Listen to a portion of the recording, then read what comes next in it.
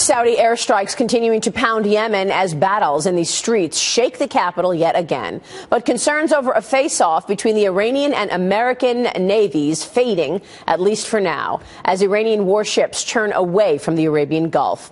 With me now, Robert Jordan. He is the former U.S. ambassador to Saudi Arabia under President George W. Bush and the diplomat in residence at Southern Methodist University. Ambassador, good to have you on the program. Thanks so much for joining us. Sure, Maria. Hi. A lot of conflicting reports about Yemen this morning. I want to get to that in a moment. But let me kick it off with the breaking news of the day in Nepal. A horrible story there. More than 2,000 people dead after the worst earthquake in 80 years. How would the State Department go about this in terms of getting aid to such a remote place? Well, we have access to our military personnel who are very, very helpful in situations like this. It's really an opportunity for America to make friends by aiding in a time of terrible necessity. This reminds me of the tsunami aid that we provided some years ago.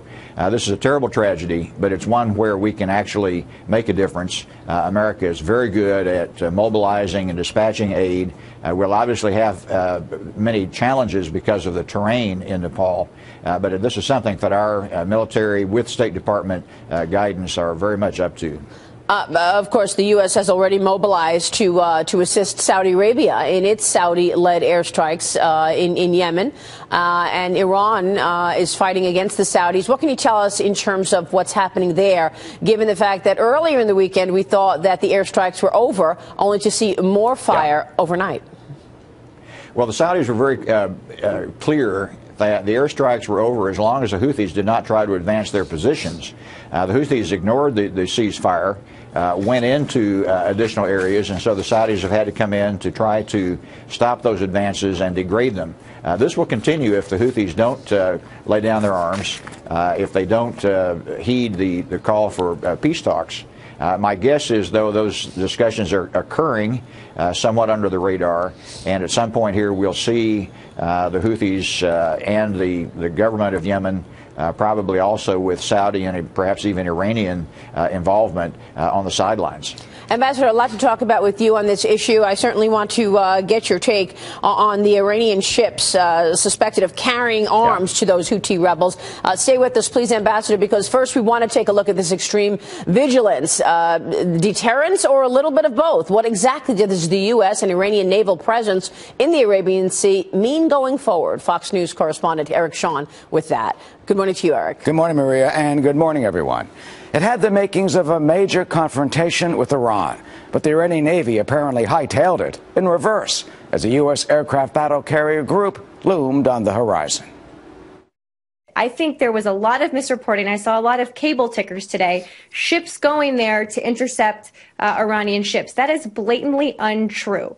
Well, whatever it was, it worked. The United States Navy showed up, the USS Roosevelt aircraft carrier, the guided missile cruiser, the Normandy, and shadowed that Iranian convoy suspected of being dispatched to resupply the Iranian-backed Houthi rebels in Yemen.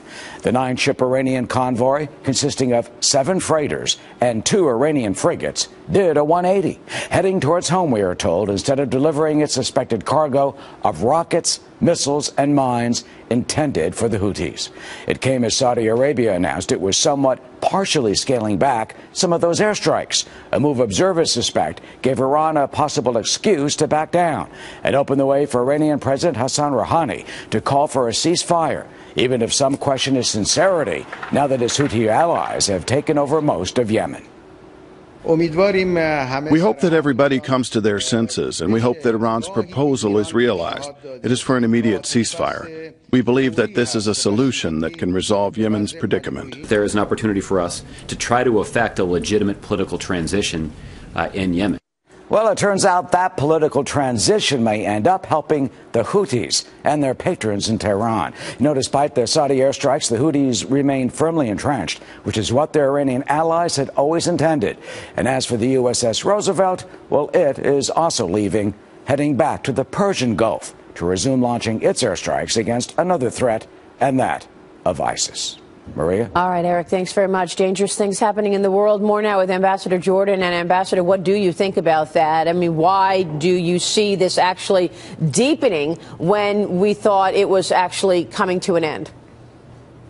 This is really not unusual, Maria. Often in situations where you're on the verge of having peace talks, both of the combatants will try to capture additional territory in a last-minute flurry of activity. That may be what's going on here. But in any event, the Saudis, I think, are going to have to be very careful. They're going to alienate much of the Yemeni population by airstrikes that continue to pound civilians and raise enormous civilian casualties. There needs to be a relief effort organized here, which I think the Saudis are in the process of doing, and it needs to reach out to the people. But they also need to try to give credit to President Hadi, who is now in exile in Riyadh, for any progress that is made.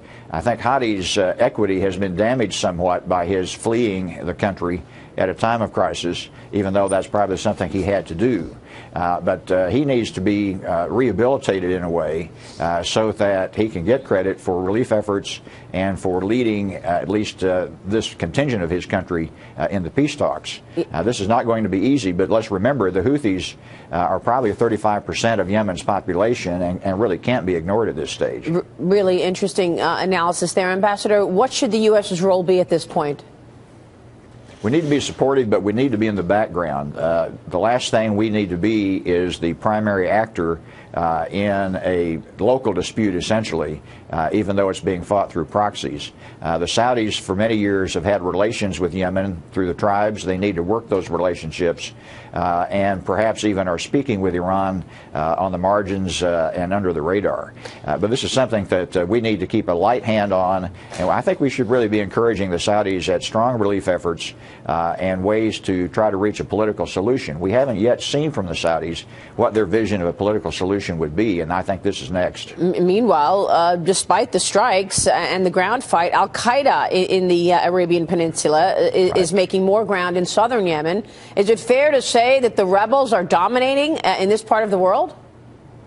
I think it's fair to say right now we're seeing the collapse of many of the state systems that have been created, and we're seeing non-state actors now rising even more violently than they have in the past.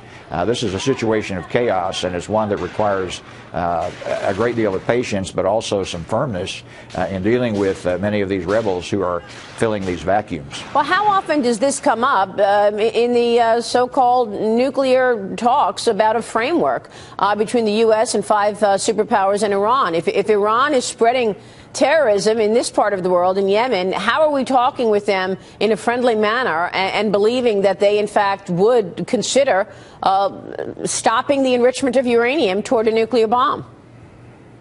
This is where the trust but verify breaks down. I think you have to mistrust and then verify. And the enforcement mechanism is really key here. Because these are bad actors, because we can't trust them, we have to have an airtight enforcement regime. We so far haven't seen that, of course. It's not clear how effective it can be. It's not clear how effective our coalition will hold together once sanctions are lifted. So I think this is a very difficult hurdle that we're going to have to follow very closely and insist on a very robust, firm, and essentially airtight enforcement regime. Right. And I'm not sure we're going to see that. Ambassador, good to have you on the program today. Thanks so much for your insights. Sure. Thanks, Maria.